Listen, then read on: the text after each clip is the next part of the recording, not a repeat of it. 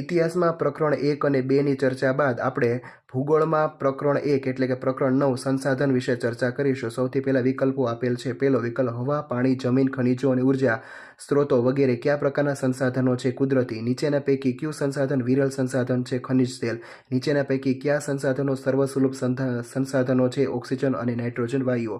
નીચેના પૈકી કયા સંસાધનો સામાન્ય સુલભ સંસાધનો છે? જળ, ગોચર ભૂમિ વગેરે. જેના પ્રાપ્તિ સ્થાનો મર્યાદિત હોય તેવા સંસાધનો કેવા સંસાધનો કહેવાય? વિરલ. નીચેનામાંથી કયું સંસાધન બિન નવીનીકરણ છે? ખનિજ કોલસો. જે સંસાધનો અખૂટ હોય છે અને તે કેવા સંસાધનો કહેવાય છે? નવીનીકરણ.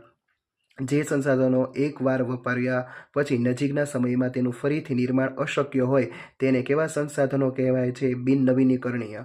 જળ એક એવું સંસાધન છે કુદરતી. નીચેના પૈકી કયા પ્રદેશમાં પીવાના પાણીની ભારે તંગી વર્તાઈ રહી છે? દક્ષિણ અમેરિકામાં. કયા કારણે કુદરતી વનસ્પતિની સંરચના અને સ્વરૂપમાં વિવિધતા જોવા મળે છે? સમુદ્ર સપાટીથી સ્થળની ઊંચાઈ. વધુ પડતી સિંચાઈથી જમીનની ઉત્પાદન શક્તિ ઘટે છે. જમીન અને જળ સ્ત્રોતોને કોણ પ્રદૂષિત કરે છે? જંતુનાશકો. રાસાયણિક ખાતરોનો વપરાશ લાંબા ગાળે જમીનની ગુણવત્તા ઘટાડે છે. પછી ખાલી જગ્યા આપેલી છે. સંસાધન માનવ સમાજની આર્થિક વૃદ્ધિ અને વિકાસનો મૂળાધાર હોય છે. જેના પ્રાપ્તિ સ્થાનો મર્યાદિત હોય તે સંસાધનોને વિરલ સંસાધનો કહેવાય છે. ક્રાયોલાઇટ નામનું ખનિજ યુરોપના ગ્રીનલેન્ડ પ્રદેશમાંથી મળી આવે છે. જે સંસાધનો એકવાર વપરાય પછી નજીકના ભવિષ્યમાં તેનું નિર્માણ અશક્ય હોય તેને બિન નવીનીકરણીય સંસાધનો કહે છે. નદીઓ પર તળે કરવામાં બહુશતિક યોજનાઓ માનવસર્જિત સંસાધનો છે.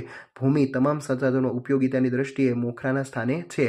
પૃથ્વી સપાટીના કુલ ક્ષેત્રફળનો લગભગ 29% ભાગ ભૂમિ દ્વારા રોકાયેલો છે. પૃથ્વી પર મીઠા પાણીનો જથ્થો 2.7% જેટલો છે. મધમાખી ફૂલોના પરાગનયનમાં મહત્વની ભૂમિકા ભજવે છે.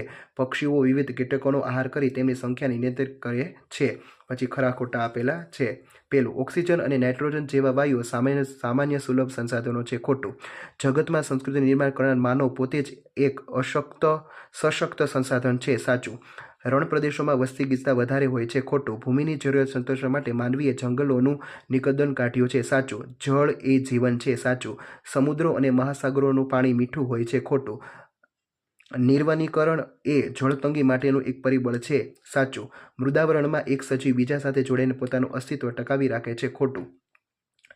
ઊંચી જાતના બિયારણો જમીન પર જળ સ્ત્રોતોને પ્રદૂષિત કરે છે. ખોટું. ઘરમાંથી નીકળતા વપરાયેલ પાણીના કિચન ગાર્ડન કરી શાકભાજી ઉગાડી શકાય. સાચું. ચાલો એના પછી જોડકા આપેલા છે. સર્વ સુલભ સંસાધનો એટલે કે ઓક્સિજન અને નાઇટ્રોજન. સામાન્ય સુલભ સંસાધનો જળ અને ગોચર ભૂમિ. વિરલ સંસાધનો કોલસો, ખનિજ તેલ, કુદરતી વિવિધ ધાતુઓ. એકલ કે દુર્લભ સંસાધનો તો કે ક્રાયોલાઇટ. એના પછી બીજું જોડકું આપેલું છે. નવીનીકરણ સંસાધનો તો કે જંગલો, પ્રાણીઓ, સૂર્યપ્રકાશ, પવન. બિન નવીનીકરણીય સંસાધનો તો કે ખનિજ કોલસો, ખનિજ તેલ, કુદરતી વાયુ. માનવ સર્જિત સંસાધન બહુહેતુક યોજનાઓ. અને છેલ્લું સશક્ત સંસાધન તો કે માનવ. ચાલો એના પછી પ્રશ્નોના જવાબ. કુદરતના તત્વો સંસાધન ક્યારે કહેવાય? માનવી પોતાની આવડત કે કૌશલથી કુદરતના તત્વોને ઉપયોગમાં લે ત્યારે તે સંસાધન કહેવાય. કુદરતી સંસાધનો એટલે શું? તેના ઉદાહરણો આપો. કુદરતમાંથી ઉપયોગમાં લઈ શકાય તેવા તત્વોને કુદરતી સંસાધનો કહે છે. ઉદાહરણ તરીકે હવા, પાણી, ખનિજો, ઉર્જા સ્ત્રોતો વગેરે કુદરતી સંસાધનો છે. નવીનીકરણીય સંસાધનો કોને કહેવાય? જે સંસાધનોનો પોતાની મેળે જ ચોક્કસ સમયગાળામાં વપરાશી હિસ્સાની પૂર્તિ કરે છે અર્થાત અખૂટ હોય છે તેને નવીનીકરણીય સંસાધનો કહે છે. ઉદાહરણ તરીકે જંગલો, પ્રાણીઓ, સૂર્ય, પવન. બિન નવીનીકરણ સંસાધનો કોને કહેવાય? જે સંસાધનો એકવાર વપરાઈ ગયા પછી નજીકના સમયમાં તેનું ફરીથી નિર્માણ અશક્ય છે તેને બિન નવીનીકરણીય સંસાધન કહે છે. ઉદાહરણ તરીકે ખનિજ કોલસો, ખનિજ તેલ, કુદરતી વાયુ વગેરે. કુદરતી વનસ્પતિ કોને કહેવાય? જે વનસ્પતિ માનવીની મદદ વિના પોતાની જાતે ઉગે છે તેને કુદરતી વનસ્પતિ કહે છે. માનવ સંસાધન વિકાસ કોને કહેવાય? માનવીની સંસાધન બનાવવાની પ્રક્રિયાને માનવ સંસાધન વિકાસ કહે છે. જંગલનો સામાન્ય અર્થ શું થાય છે? જંગલો સામાન્ય રીતે વૃક્ષો અને ઝાડીઓથી આચ્છાદિત વિશાળ ભૂભાગ એવો થાય છે. વનસ્પતિનું વર્ગીકરણ કોના આધારે કરવામાં આવે છે? વનસ્પતિનું વર્ગીકરણ સમુદ્ર સપાટીથી જે તે સ્થળની ઊંચાઈ અને આબોહવાની વિવિધતા આ બે બાબતોને આધારે કરવામાં આવે છે. જંગલો નષ્ટ થવાથી મુખ્ય શું પરિણામ આવ્યું? જંગલો નષ્ટ થવાથી વૃક્ષો અને વન્યજીવોની અસંખ્ય પ્રજાતિનો વિનાશ થયો અને આબોહવામાં પરિવર્તન આવ્યું. સંસાધનોનો વપરાશ દિન પ્રતિદિન શાથી વધી રહ્યો છે? વધતી જતી વસ્તી અને વિજ્ઞાન ટેકનોલોજીનો અસાધારણ વિકાસ થવાથી સંસાધનોનો વપરાશ દિન પ્રતિદિન વધી રહ્યો છે. વન્યજીવમાં કોનો સમાવેશ થાય છે? વન્યજીવમાં વિવિધ પ્રાણીઓ, પશુ પક્ષીઓ અને કીટકોનો સમાવેશ થાય છે. ભવિષ્યમાં સંસાધનોની અછત ન સર્જાય તે માટે શું કરવું જોઈએ? ભવિષ્યમાં સંસાધનોની અછત ન સર્જાય તે માટે સંસાધનોનું સંરક્ષણ કરવું જોઈએ, તેનો ઉપયોગ વિવેકપૂર્ણ કરવો જોઈએ. જમીનની ઉત્પાદન શક્તિ ઘટે નહીં તે માટે શું કરવું જોઈએ? જમીનની ઉત્પાદન શક્તિ ઘટે નહીં તે માટે ટપક સિંચાઈ પદ્ધતિનો ઉપયોગ વધારવો જોઈએ. ખેતી માટે પાણીની સમસ્યા હલ કરવા શું કરવું જોઈએ? વરસાદી પાણીનો સંગ્રહ કરવો જોઈએ. આ સિવાય ચેકડેમો અને ખેત તલાવડીનું નિર્માણ કરી પાણીની સમસ્યા દૂર કરી શકાય છે. તળાવ અને સરોવરની પાણી સંગ્રહણ ક્ષમતા વધારવા શું કરવું જોઈએ? તળાવ અને સરોવરની પાણી સંગ્રહ ક્ષમતા વધારવા માટે તેમાં જમા થયેલ કાપ અને કાદવ કચરાને દૂર કરવા જોઈએ. ચાલો નીચેના પ્રશ્નના ટૂંકમાં ઉત્તરો લખો. માનવ સંસાધન વિશે ટૂંક નોંધ લખો.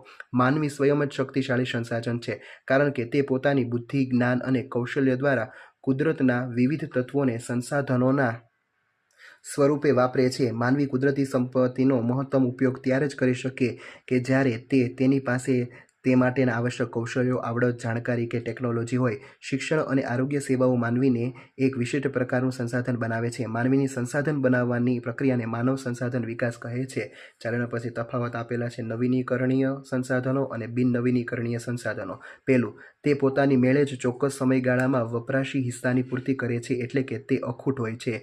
તેનો એકવાર ઉપયોગ થઈ ગયા બાદ પુનઃ ઉપયોગ અશક્ય છે. ઉદાહરણ તરીકે ઝાડ, પાન, પશુ પક્ષીઓ, પ્રાણીઓ, સૂર્યપ્રકાશ, પવન વગેરે. ઉદાહરણ તરીકે ખનિજ કોલસો, ખનિજ તેલ, કુદરતી વાયુ, પરમાણુ ખનિજો વગેરે. ચાલો એના પછી જળ તંગી માટે જવાબદાર મુખ્ય પરિબળો ક્યાં છે? પહેલું, ભારતમાં પાણીનો મુખ્ય આધાર વરસાદ પર છે, જે ઘણા વિસ્તારોમાં અનિયમિત અને અનિશ્ચિત છે. તેને કારણે ઓછા વરસાદવાળા વિસ્તારોમાં પાણીની તંગી સર્જાય છે. ભારતમાં છેલ્લા 5 દાયકામાં ખૂબ જ વસ્તી વધારો થયો છે. વસ્તી માટે અનાજ વધતું જતું શહેરીકરણ, જંગલોનો વિનાશ, આધુનિક જીવનશૈલી પરિબળોને કારણે જળતંગી નિરંતર વધતી જાય છે. પછી જંગલો આપણને ખૂબ ઉપયોગી છે. વિધાન સમજાવો અને 6 મુદ્દા લખો. જંગલોની ઉપયોગિતા નીચે મુજબ છે. પહેલું, જંગલો આપણને મજબૂત અને ઇમારતી લાકડું આપે છે. બીજું, તે વિવિધ ઔષધિઓ આપે છે. ત્રીજું, તે પવન અને વરસાદથી થતું ધોવાણ અટકાવે છે. ચોથું, જંગલમાંથી ગુંદર, લાખ, વાંસ, રાળ, મધ, રબર વગેરે મળે છે. જંગલો પ્રદૂષણમાં ઘટાડો કરે છે. જંગલો આબોહવાની વિષમ બનતી અટકાવે છે. ચાલો નીચેના પ્રશ્નોના માગ્યા મુજબ ઉત્તરો લખો. પરિસર તંત્ર કોને કહેવાય? સવિસ્તર સમજાવો. જીવાવરણમાં માનવો, વનસ્પતિઓ, પ્રાણીઓ, જીવજંતુઓ વગેરે સજીવોનો સમાવેશ થાય છે. તેમાં એક સજીવ બીજા સજીવ સાથે જોડાઈને પોતાનું અસ્તિત્વ ટકાવી રાખે છે. તેને પરિસર તંત્ર કહે છે.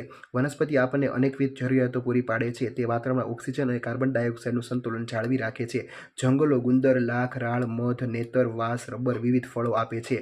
જંગલો પવન અને વરસાદથી થતું ધોવાણ અટકાવે છે. વન્યજીવોમાં વિવિધ પ્રાણીઓ, પશુ પક્ષીઓ અને કીટકોનો સમાવેશ થાય છે. તે આપણને માંસ, ચામડા, રૂંવાટીવાળી ખાલ, ઊન વગેરે આપે છે. મધમાખીનો ફૂલોની પરાગનયનમાં મહત્વની ભૂમિકા હોય છે. આમ પરિસર તંત્રમાં સજીવની આગવી છાપ હોય છે. સંસાધનોના સંરક્ષણના ઉપાયો જણાવો. 8 મુદ્દા લખવા. સંસાધનોના સંરક્ષણના ઉપાયો નીચે મુજબ છે. પહેલું, રાસાયણિક ખાતરોનો વિવેકપૂર્ણ ઉપયોગ કરવો જોઈએ, જેથી જમીનની ગુણવત્તા જળવાઈ રહે. બીજું, જમીનનું ધોવાણ અટકાવવું જોઈએ. ત્રીજું, ટપક સિંચાઈ પદ્ધતિનો ઉપયોગ કરવો. ચોથું, વન્યજીવો પરિતંત્રની સમતુલા માટે મહત્વના છે, તેથી તેમના શિકાર પર કડક કાયદા બનાવવા. પાંચમું, ઉપયોગમાં લેવાયેલ પાણીનો પુનઃ ઉપયોગ થાય તેવા પ્રયત્નો કરવા. છઠ્ઠું, જમીનના પોષણ માટે દેશી ખાતરનો ઉપયોગ કરવો જોઈએ. 7મું, વરસાદી પાણી રોકવા માટે ચેકડેમો બનાવી ખેતી માટે પાણીની સમસ્યા હલ કરી શકાય. 8મું, ઉર્જા આપતા સંસાધનો ભવિષ્યમાં ખૂટી પડે તેમ હોય તો તેના વિકલ્પો તરીકે સૌર ઉર્જા, પવન ઉર્જા વગેરેનો ઉપયોગ વધારવો જોઈએ. અહીં તમારું 9મું ચેપ્ટર પૂરું થાય છે. Thank you.